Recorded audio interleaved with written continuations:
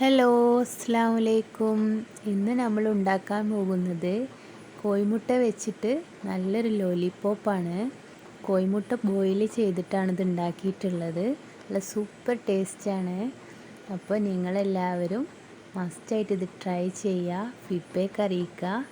പിന്നെ എൻ്റെ ചാനൽ ഇതുവരെ സബ്സ്ക്രൈബ് ചെയ്യാത്തവരാണെങ്കിൽ സബ്സ്ക്രൈബ് ചെയ്യുക, സപ്പോർട്ട് ചെയ്യുക, ലൈക്ക് ചെയ്യുക, ഷെയർ ചെയ്യുക മറക്കരുത്.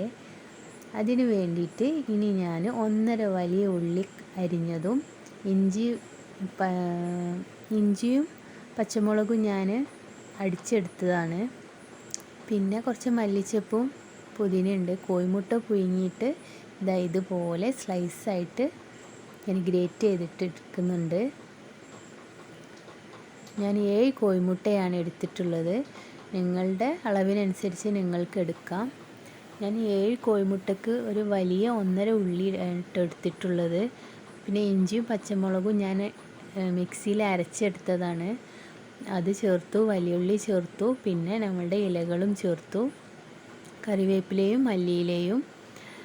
പിന്നെ പൊടികൾ ചേർക്കണം.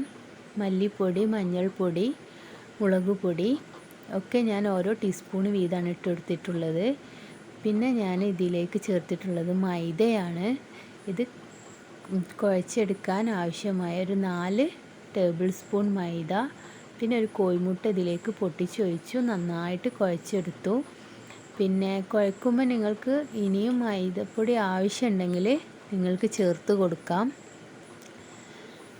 ഞാനിപ്പോൾ ഇത്രേ ചേർത്തിട്ടുള്ളൂ. ഇനി ഇത് നന്നായിട്ട് മിക്സ് ചെയ്തെടുത്തതിന് ശേഷം ഇത് കുഞ്ഞു ബോൾസുകളാക്കാം. ഇതുപോലെ ബൗൾസുകളാക്കി എടുക്കണം. പിന്നെ ഞാനിത് ഡിപ്പ് ചെയ്യാൻ വേണ്ടിയിട്ട് ഒരു 2 ടീസ്പൂൺ കോൺഫ്ലോർ കലക്കി അതിലോട്ട് കോഴിമുട്ട 2 പൊട്ടിച്ചൊഴിച്ചു. പിന്നെ ഇത്തിരി ഉപ്പും കുറച്ച് കുരുമുളകും ചേർത്തിട്ട് നന്നായിട്ട് ബീറ്റ് ചെയ്തെടുത്തിട്ടുണ്ട്. സ്പൂൺ വെച്ചിട്ട് തന്നെയാണ് ബീറ്റ് ചെയ്തിട്ടുള്ളത്.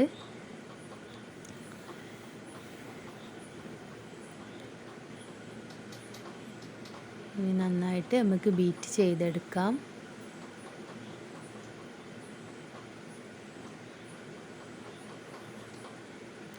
അപ്പോൾ ഒന്നും കൂടെ ഓർമ്മപ്പെടുത്താണ്, എൻ്റെ ചാനൽ ഇതുവരെ കാണാത്തവരാണെങ്കിൽ സബ്സ്ക്രൈബ് ചെയ്യാൻ മറക്കരുത്.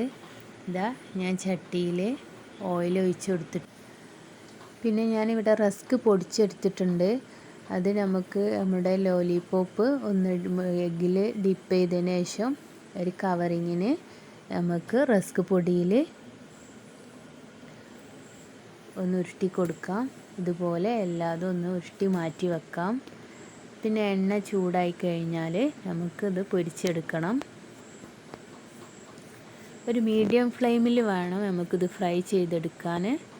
ഹൈ ഫ്ലെയിമിലിട്ടാൽ പുറം ഭാഗം കരിഞ്ഞു പോയി ഉള്ളിൽ വേവാതെ ആവും. അപ്പോൾ ഒരു മീഡിയം ഫ്ലെയിമിൽ നമുക്കിത് പൊരിച്ചെടുക്കണം. നല്ല സൂപ്പർ ടേസ്റ്റാണ്. കുട്ടികൾക്ക് എന്തായാലും ഇതിഷ്ടാവും. ഇപ്പോൾ സ്കൂൾ വിട്ട് വരുന്ന കുട്ടികളൊക്കെ ആണെങ്കിൽ ഉമ്മമാർ എന്താ ഉണ്ടാക്കുക എന്ന് വിചാരിച്ച് നിൽക്കാവും. അവർക്ക് എല്ലാവർക്കും ഒരുവിധം കുട്ടികൾക്കൊക്കെ കോഴിമുട്ട ഇഷ്ടപ്പെടുന്നവരാണ്. അപ്പോൾ നമുക്ക് ഇതുപോലെ ഉണ്ടാക്കി വെച്ച് കൊടുത്താൽ പാത്രം കാലിയാവുന്ന വഴി അറിയില്ല. അത്ര സൂപ്പർ ടേസ്റ്റാണ്. അപ്പോൾ നമുക്കൊന്ന് ഒരു ടൂത്ത് പിക്കോ അങ്ങനെ എന്തെങ്കിലും ഉണ്ടെങ്കിൽ അതൊന്ന് പൊരിച്ച് കഴിഞ്ഞതിന് ശേഷം ഒന്ന് കുത്തി കൊടുത്താൽ മതി. എല്ലാം ഈ വീഡിയോയിൽ കാണിക്കുന്നുണ്ട്.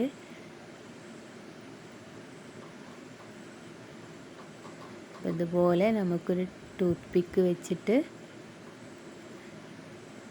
ചെറുതായിട്ട് ഓട്ടിക്കൊടുത്ത്, ഇനി ടൊമാറ്റോ കെച്ചപ്പ് ഉണ്ടെങ്കിൽ അതിലൊന്ന് ഡിപ്പ് ചെയ്തിട്ട് കഴിക്കാൻ നല്ല സൂപ്പർ ടേസ്റ്റാണ്.